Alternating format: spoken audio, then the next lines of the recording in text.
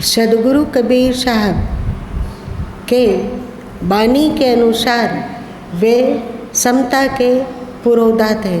जहाँ उन्होंने ब्राह्मण शूद्र के एकत्व की बात कही, वहीं पर उन्होंने हिंदू मुस्लिम के एकत्व की बात कही थी। एक दिन हमने सदगुरु कबीर साहब की क्वालिटी बतलाते हुए कहा था कि प्रश्न उठता है कि क्या सदगुरु कबीर साहब सनातन धर्म की उदारता को नहीं जानते थे? क्या वे सनातन धर्म की विलक्षणता को नहीं जानते थे? जानते थे। वे इस्लाम को भी जानते होंगे, जानते थे, क्योंकि उनका पालन पोषण एक मुस्लिम घर में हुआ है ना। तो वे मुस्लिम की क्वालिटी को भी जानते हैं, सनातन धर्म की क्वालिटी को भी जानते हैं। तो दोनों को एकत्व क्यों किया? एक दिन हमने इस पर कहा है, बताओ। क्योंकि हिंदू लोग जानते हैं कि ओ भर प्रेमवान है और वो रटने वाला है कि सब धर्म तो एक समान होता है, सब धर्म तो एक समान होता है। उसमें वसुदैव कुटुंबकम की भावना कूट कूट कर भरी हुई है।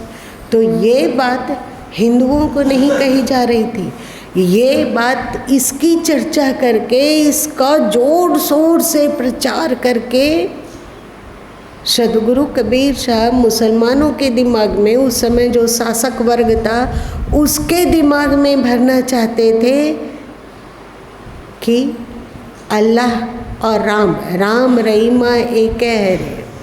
उन लोगों को उपदेश कर रहे थे, काशी काबा एक है, उन लोग को बता रहे थे। हम लोग को बताने का ज़रूरत नहीं है, ये तो हम लोगों के रक्त में ही है। उन लोग को बता रहे थे। क्यों बता रहे थे? जिससे कि अपनी उग्रता, अपनी मतलब कट्टरता, अपनी क्रूरता को थोड़ा कम तो कर पाए। हिंदुओं, सनातन धर्म की रक्षा तो हो। बताए थे एक दिन, आप लोग भूल गए थे ना? कल तो सत्संग में इस बात की आप लोग चर्चा नहीं किए कि ये भी आपने बताया था। तो वे हिंदू मुस्लिम एकता की बात कहते हैं, लेकिन क्योंकि उनके अंतस में सनातन धर्म का महत्व कूट कूट कर भरा हुआ है, इसलिए उन्होंने जो भी भक्तों का उदाहरण दिया, वो किन भक्तों का दिया?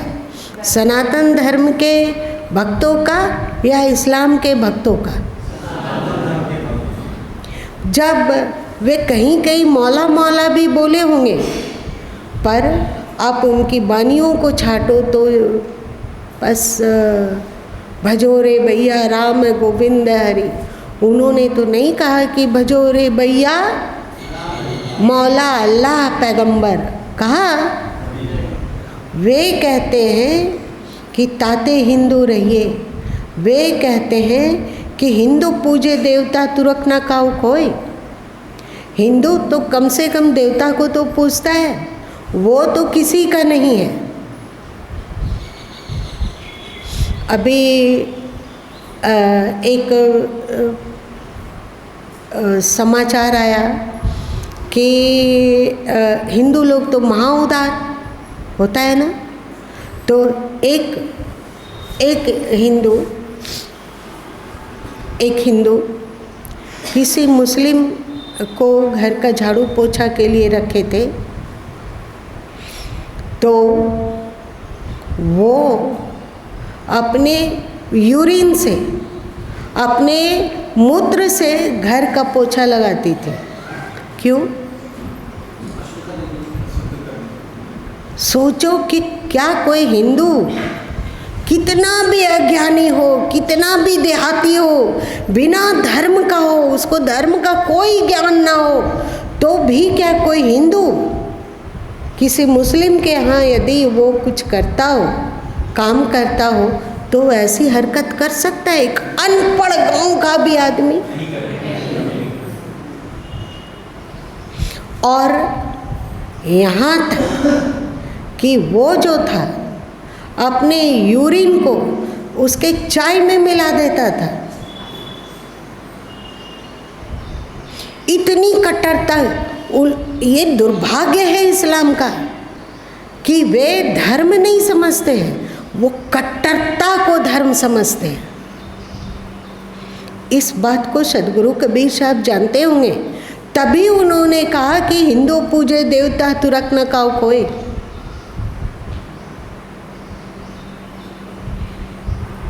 और हम लोग तो इस बात को जानते हैं, तभी तो कहते हैं, हम लोग बोलते हैं सभी धर्म तो बराबर होता है, सब धर्म तो एक है, सब में तो एक ही ईश्वर को की पूजा होती है। उन लोग कितने प्रतिशत लोग बोल रहे हैं? आपके मंदिर से ये बच सकता है कि ईश्वर अल्लाह तेरे नाम सबको सन्मति दे भगवान, क्या उन मस्जिद में भी ये बज सकता है? तो हम लोगों को सिखाने का जरूरत नहीं है उदारता का। अभी ये नेता लोग जो भी बैठे हो नेता में, वे लोग हम लोगों को धर्मनिरपेक्षता की पाठ पढ़ाते हैं, हम लोगों को पढ़ाते हैं और अल्पसंख्यक का पक्ष लेते हैं। इन नेताओं का बहिष्कार नहीं किया जाना चाहिए। ये दुष्ट लोग, ये नेता लोग अपने स्वार्थ की पूर्ति के लिए हमारे भारत भूमि को, हमारे देवभूमि को असुरक्षा की खाई में धकेलते चले जा रहे हैं। इन लोगों का बहिष्कार नहीं होना चाहिए, पर हम लोग इतने बेवकूफ़ हैं, वो नेता लोग जानते हैं कि हिंदू लोग तो उदारता सर्वधर्म समभाव, सर्वधर्म समभाव इनके ब्लड में है, इनकी शिक्षा में है, इनके अध्यात्म में है, इनके धर्म में है। इसलिए हिंदुओं को कितना भी गाली दो, कितना भी सताओ, लेकिन कभी जाति का कार्ड खेलकर और कभी छूट का कार्ड खेलकर कि हम तुम्हें बिजली इतना माफ़ कर देंगे, तुम्हारा चिकित्सा फ्री हो जाएगा और हम मुसलमानों के लिए 10% आरक्षण ले आएंगे। ये सब कह कर लालच दे देकर हमारे देश को वे विघटन की ओर और दुर्दशा की ओर धकेलते हैं। और हम लोग हिंदू लोग, कितने लोग इस बात को समझ पाते हैं? कितने लोग समझ पाते हैं? और हम लोग, आप लोग तो जानते ही हैं कि जब कार सेवक लोग पर कहाँ आक्रमण हुआ था, पेट्रोल बम कहाँ फेंका गया था? गोधरा में, और सैकड़ों राम सेवक मारे गए। तो इसका उस समय बहुत चर्चा हुई और कुछ नेता लोग बोल रहे थे, जिसमें लालू जी भी थे। लालू जी बोल रहे थे कि ऐसा नहीं है कि वे लोग पेट्रोल बम फेंका, मतलब पेट्रोल का बोतल फेंका, ऐसा नहीं है, ये शॉर्ट सर्किट से आग लगी। और हिंदू लोग इन बातों को जानते हुए भी, सच्चाई को जानते हुए भी, क्या उसकी बुद्धि आई कि नेता ऐसा क्यों बोलता है, सच्चाई को क्यों नहीं बोलता है? यदि नेता हिंदुओं का भी न पक्ष ले और मुसलमानों का भी पक्ष ना ले और अल्पसंख्यकों का भी पक्ष ना ले और केवल सच बोले। अभी केरला स्टोरी का कितना विरोध होता है ना, होता है ना।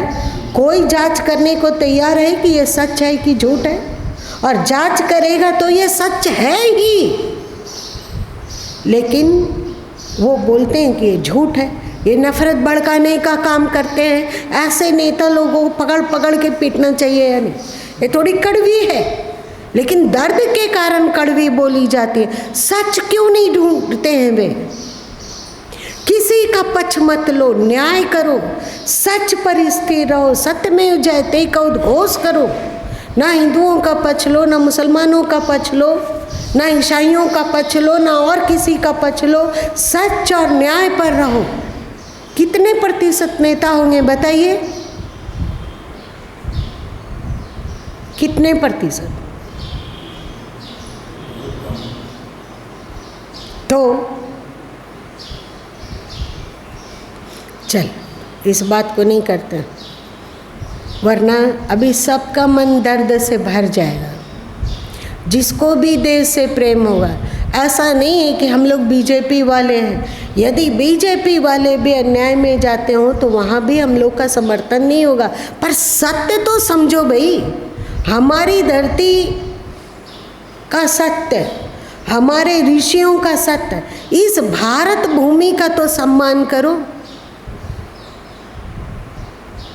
हम लोगों को जाति के नाम पर और क्या क्या लालच के पागल बना दिया लोगों ने। ओह, क्या होगा देश का? जो भी हो, सदगुरु कबीर साहब में राष्ट्रभक्ति बहुत रहा। तभी उन्होंने कहा हम वासी व देश के,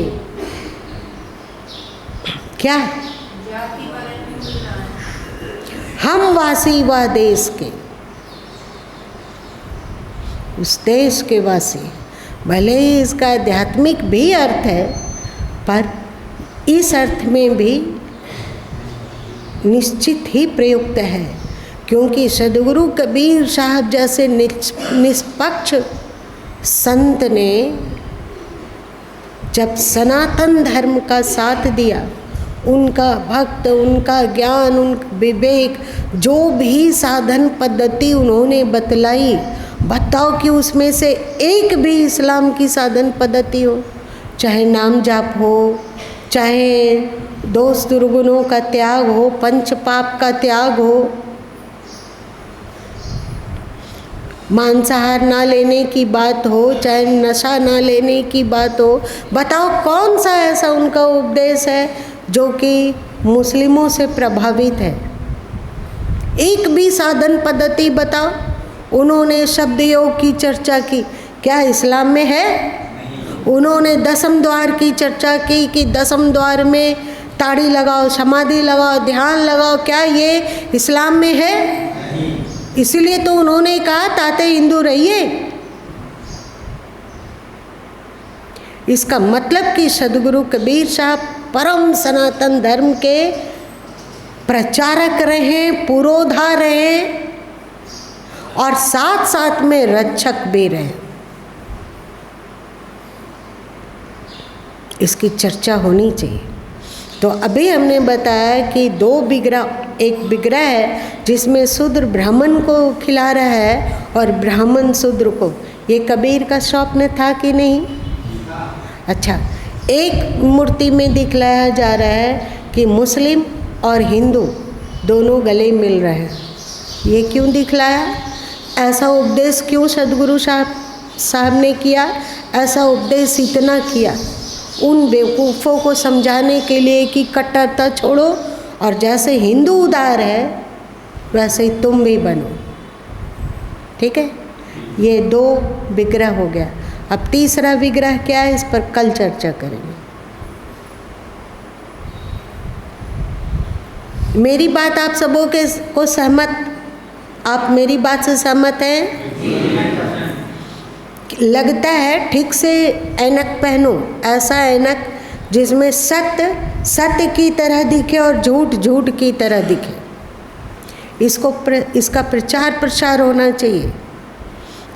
लोग कहते हैं कि सदगुरु कबीर साहब मंदिर नहीं मानते हैं। नहीं मानने का कारण है, जरूरी है। सदगुरु कबीर साहब जानते हैं कि उस मंदिर में जो मूर्ति रखा हुआ है उसमें भी ईश्वर का वास है।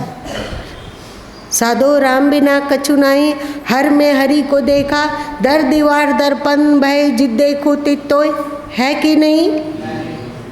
तो वो उनकी व्यवस्था थी। इन बातों का प्रचार प्रसार होना चाहिए। और कबीर गोष्ठी है, जो जो गुरु माँ बताते जा रहे हैं उसका तुम लोग को बढ़िया से अपने भाषा में उसको रखना है। अभी संभवतः भारत में सदगुरु कबीर साहब को मानने वाले नहीं होंगे तो कम से कम 10 करोड़ तो जरूर होंगे। चाहे वो सिख मत में हो, चाहे वो किसी संत मत, कोई भी संत मत के होंगे, 10 करोड़ से अधिक है। लेकिन एक भी ऐसा नहीं बोलने वाला है, ये गुरु माँ ही बता रहे हैं। तो इस बात का प्रचार प्रसार आप लोगों को करना है।